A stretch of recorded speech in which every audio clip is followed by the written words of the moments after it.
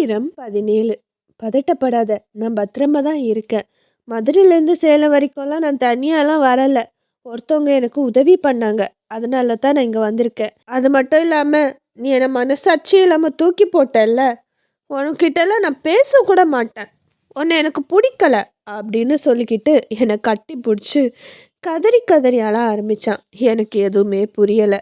மறுபுறம் பொம்மியோட கண்கள் ஏதோ ஒரு இடத்துல அப்படியே ஸ்டக்காகி நின்னுது. உடனே அவள் அந்த மரத்து பக்கத்தில் போய் நின்று கையை காட்டி, மரத்துக்கு பின்னாடி ஒளிஞ்சிட்டு நிற்கிறதெல்லாம் போதும், கொஞ்சம் வெளியில் வரீங்களா அப்படின்னு கூப்பிட்டா. உடனே குறும்பு தேவதை அந்த மரத்துக்கு பின்னாடியில் இருந்து வந்து, என்ன பொம்மி, உன்னால் மட்டும் என்னை ஈஸியாக கண்டுபிடிக்க முடியுது, அது எப்படி? என் உருவத்தை கூட ஸ்டுவர்ட் லிட்டில் மாதிரி நான் மாற்றிக்கிட்டு தான் வந்திருக்கேன். ஆனாலும் நீ என்னை கண்டுபிடிச்சிட்ட. அது ஒன்றால் மட்டும்தான் முடியும் அப்படின்னு சொன்னாங்க. அதுக்கு பொம்மி சிரிச்சுக்கிட்டே, என்னால் குறும்பு தேவதையை தவிர இந்த மாதிரி பட்டாம்பூச்சி விடுறது, பூக்களை மலர வைக்கிறது, அப்புறம் மயிலை நடனமாட வைக்கிறதெல்லாம் உங்களால் மட்டும்தான் பண்ண முடியும். இந்த மாதிரி சேட்டை வேறு யார் பண்ணுவாங்க? அதான் நான் கரெக்டாக கெஸ் பண்ணிட்டேன் அப்படின்னு சொல்லிக்கிட்டே அவள் கீழே உட்காந்து அவள் கையை காமிச்சா. குறும்பு தேவதை அவள் கையில் ஏறி உட்காந்துக்கிட்டாங்க. அதுக்கப்புறமா, இங்கே எப்போவுமே இந்த மாதிரி குட்டிய மாதிரி தான் புலவத்துக்கு வருவீங்களா?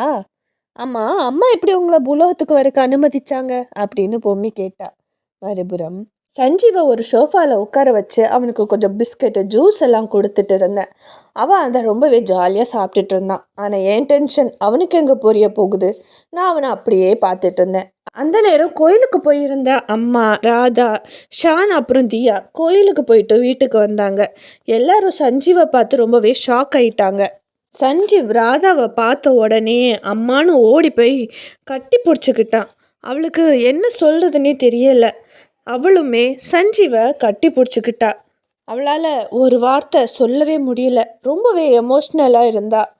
அவனும் அவளும் ஆனந்தத்தில் கண்ணீர் வந்தது. 2 பேருமே பாசமலையை கொட்டிக்கிட்டாங்க. இதை பார்த்த தியா, ஏன் உனக்கு மட்டும்தான் கட்டி பிடிக்க தெரியுமா, எனக்கெல்லாம் தெரியாதா அப்படின்னு சொல்லிட்டு, அப்பா உன்னை பார்த்து எத்தனை வருஷம் ஆச்சுப்பா அப்படின்னு சொல்லி கட்டி பிடிச்சிக்கிட்டா.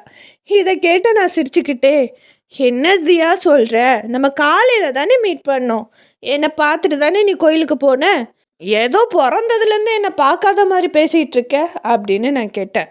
இதை கேட்ட தியா, 10 வருஷம் நீ ஃபாரின்ல இருந்திருந்தா நான் எல்லாம் பிறந்திருக்கவே மாட்டேன் இல்லைப்பா அப்படின்னு சொல்ல, இதை மட்டும் கரெக்டாக சொல்லு அப்படின்னு நான் சொன்னேன்.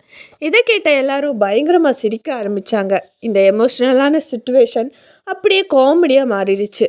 எங்கள் வீட்டில் சஞ்சீவ் வந்த நேரம் சந்தோஷம் அதிகமாச்சு. சஞ்சீவ் வந்த சந்தோஷத்தில் அம்மாவும் ராதாவும் விதவிதமாக சமைக்க சொல்லி கிச்சனுக்கு போய் நிறைய விதவிதமாக சமைக்க ஆரம்பித்தாங்க. அதுக்கப்புறம் குழந்தைங்க 3 பேரும் ரொம்பவே ஜாலியாக விளையாட ஆரம்பித்தாங்க. ஆனால் எனக்கு தான் டென்ஷன் அதிகமாக இருந்தது. எனக்குள்ள ஒரு பயம் இருந்தது தான். ஏன்னா ஆல்ரெடி பாரதிக்கும் எனக்கும் ரொம்பவே சண்டை போயிட்டு இருக்கு. இந்த நேரம் குழந்தை வேற இங்கே வந்துட்டான். இதை வச்சு மறுபடியும் ஏதாவது ட்ராமா க்ரியேட் பண்ணிடுவானோ அப்படின்னு நான் யோசிச்சுக்கிட்டே உட்காந்துருந்தேன். ஆனால் குழந்தைங்கள பார்க்கும்போது எனக்கு எதுவுமே தோணலை. மறுபுறம் உன்னோட அம்மாவை சமாளிக்கிறதெல்லாம் அவ்வளோ பெரிய கஷ்டம் எல்லாம் கிடையாது. சொல்லப்போனால் உனக்கு துணையா என்ன அனுப்பி வச்சுருக்காங்க அப்படின்னு சொல்லவும் பொம்மி ரொம்பவே ஷாக் ஆயிட்டா. இதை கேட்ட குறும்பு தேவதை, ஒரு ஷாக்கை குறை, உண்மையை சொல்லப்போனால் உங்கள் அம்மா உன் மேலே அதிகமான பாசமும் அக்கறையும் வச்சுருக்காங்க. அது மட்டும் இல்லாமல் நீ இல்லாமல் அவங்களுக்கு ரொம்பவே கஷ்டமாக இருக்குது. இந்த பூமியில் நீ தனியாக என்ன செய்வ அப்படிங்கிற ஒரு கஷ்டம் அவங்க மனசில் இருந்ததுனால தான் உடனடியாக என்னை கூப்பிட்டு என்ன இங்கே அமைச்சு வச்சுட்டாங்க. சொல்லப்போனால் நான் இங்கே வந்தது பெருசாக இந்த தேவதைகளுக்கும் தெரிஞ்சிருக்காதுன்னு நினைக்கிறேன். நானும் இதாண்டா சான்ஸ்னு சொல்லிட்டு பூமிக்கு வந்துட்டேன் அப்படின்னு குறும்பு தேவதை சொல்லவும் பூமி ரொம்பவே சந்தோஷப்பட்டா. சரி, உங்கள் சந்தோஷத்தை அடக்கிக்கிட்டு வா, நம்ம கிருஷ்ணாவோட வீட்டுக்கு போகலாம் அப்படின்னு சொல்லிட்டு அவங்க 2 பேருமே எங்களோட வீட்டை தேடி வந்துட்டு இருந்தாங்க. மறுபுறம், என்னடி நட்சத்திரம்னு சொல்லிட்டு இருக்கீங்க? அதெல்லாம் ரொம்ப பழைய கதை. ஆனால் இப்போது நம்ம உலகத்துக்கு அதிசக்தி குழந்தை பிறந்திருக்கு. அது மட்டும் நம்ம கையில் மாட்டிக்கிச்சுன்னு வைங்களேன், எந்த ஒரு நட்சத்திரத்தோட சக்தியும் நமக்கு தேவைப்படாது. முதல்ல அந்த அதிசக்தி இருக்க குழந்தை எங்கன்னு தேடுங்கடி அப்படின்னு ஒருத்தவங்க சொன்னாங்க. இதை கேட்ட சூனியக்காரிங்க எல்லாருமே திரும்பி பார்த்தாங்க.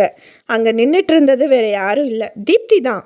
தீப்தியை பார்த்த உடனேயே எல்லாருமே ஷாக் ஆகிட்டாங்க. சொல்லப்போனால் தீப்தியை எதிர்த்து பேசுகிற தைரியம் அங்கே இருக்க எந்த ஒரு சூனியக்காரிக்கும் இல்லை. அப்படி ரொம்பவே கோபமாக பேசிகிட்டு இருந்தவங்கள பார்த்த எல்லாருமே அமைதியாக தலை குனிஞ்சு நின்னாங்க. அப்போது அவங்க பின்னாடியிலேருந்து தீப்தி அப்படின்னு ஒரு குரல் கேட்டுச்சு. எல்லாரும் திரும்பி பார்த்தாங்க. அங்கே விச் காட் மதர் நின்றுட்டு இருந்தாங்க.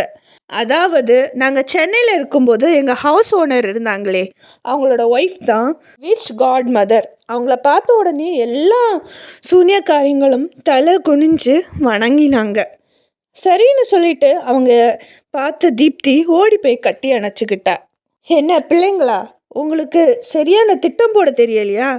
முதல்ல நமக்கு அந்த நட்சத்திரம் முக்கியம் கிடையாது, புரிஞ்சுதா? முதல்ல அந்த அதிசக்தி உள்ள குழந்தை தான் நமக்கு முக்கியம். போன வாட்டி நம்ம தியாவை பிடிச்சிட்டு எவ்வளோ கஷ்டப்பட்டோன்னு நம்ம எல்லாருக்குமே தெரியும். ஆனால் இந்த வாட்டி நமக்கு தியாவும் முக்கியம் கிடையாது. தியாவை விட ரொம்ப டபுள் மடங்கான சக்தி இருக்க ஒரு குழந்தை தான் அதிசக்தி இருக்க குழந்தை. கண்டிப்பாக அது இப்போ தான் பிறந்திருக்குன்னா கை குழந்தையாக தான் இருக்கணும். கண்டிப்பாக அந்த குழந்தை நமக்கு வேணும். நீங்கள் எல்லாரும் அந்த குழந்தைய தேடுங்க, அதை கண்டுபிடிங்க, அப்புறமா அதை என்கிட்ட கொண்டு வாங்க. அதுக்கப்புறமா என்ன பண்ணுறதுன்னு தீப்தியை நானும் சொல்கிறோம் அப்படின்னு சொல்லவும் எல்லா சூனியக்காரிங்களும் சரின்னு சொன்னாங்க. அதுக்கப்புறமா சரி போங்க, எல்லாரும் அவங்க அவங்க வேலையை பார்க்க ஆரம்பிங்க அப்படின்னு சொன்னாங்க. இதை கேட்ட எல்லா சூனியக்காரிங்களும் அவங்க அவங்க வேலையை பார்க்க எழுந்து போயிட்டாங்க. மீண்டும் சந்திப்போம்.